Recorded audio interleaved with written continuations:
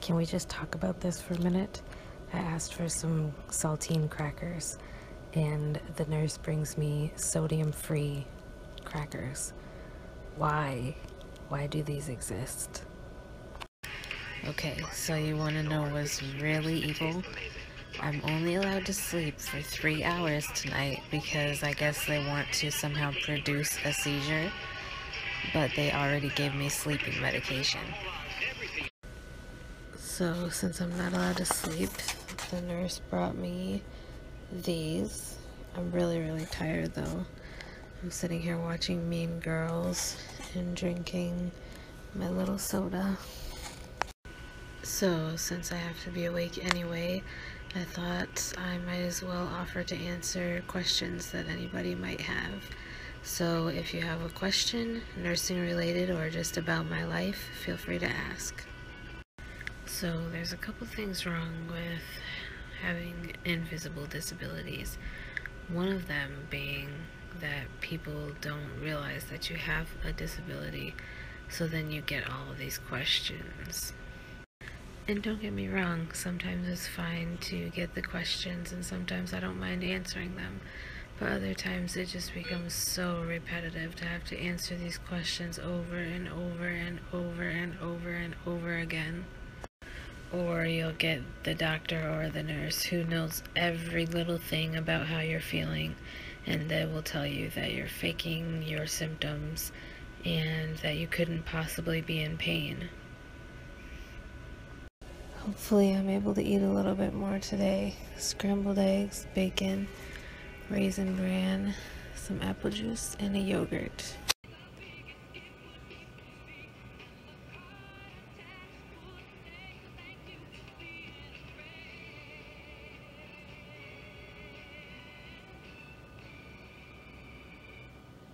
So the first doctor came and saw me shortly after I ate breakfast, and he gave me the impression that I would be going home today,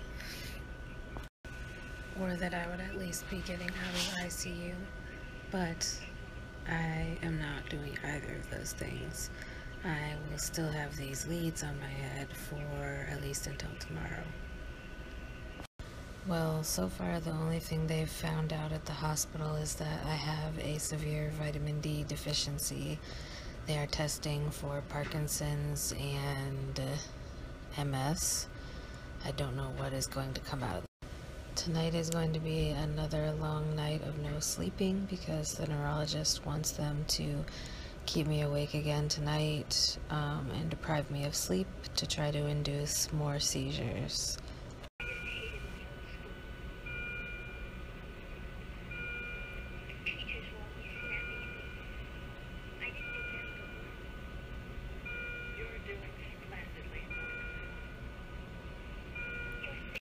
So I'm still going to be answering questions since I'm still only allowed to sleep for 3 hours. So feel free to ask any questions that may come to your mind. I think one of the hardest parts of being in the hospital and being a CNA is that I'm used to taking care of other people, but obviously the roles are reversed right now. And I think sometimes it's just hard to take the time to make sure that you're taking care of yourself. I've been putting myself on the back burner and look what it's gotten me. I've been here since Wednesday in ICU.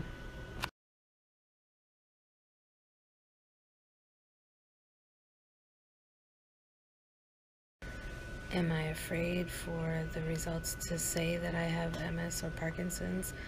I mean, I guess I'm a little scared, but I think that's normal, and I'll deal with it if that's what it says that I have. But one thing I will say is I'm not just going to give up living my life and doing the things that I want to do just because I've been diagnosed with this illness. I'm not going to let it change who I am. I have to say I am so thankful for great nurses because tonight I have an awesome nurse who has been just totally great, and she's been keeping me company while I'm not able to sleep. Should I be scared? This Motion activated sink just turned on by itself.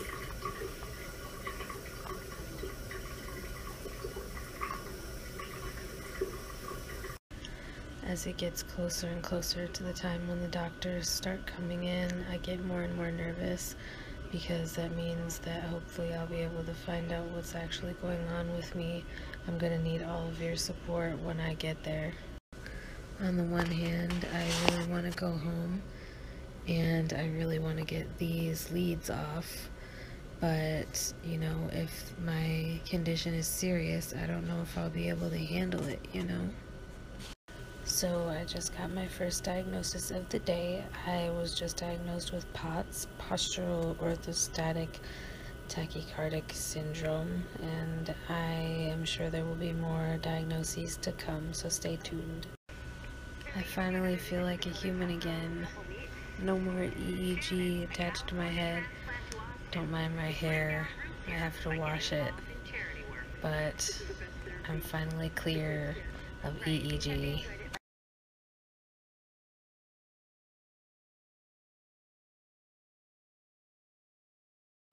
So, just like I was worried about, we did get the diagnosis of MS. So that really scares me because I don't know what to expect. But I am going home today pending neurologist and physical therapy.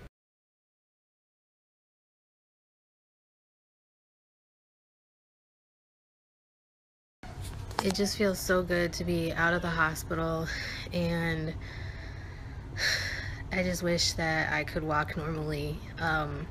My left leg is really weak and I'm not able to pick it up normally. Oh, and just in case you couldn't tell, I'm also having a lot of shortness of breath. So that's also another side effect of spending 5.5 of another day in the ICU. This is definitely how I've been feeling the last few days while I've been in the hospital.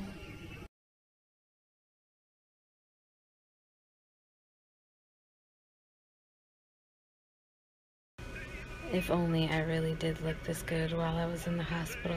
That would be amazing.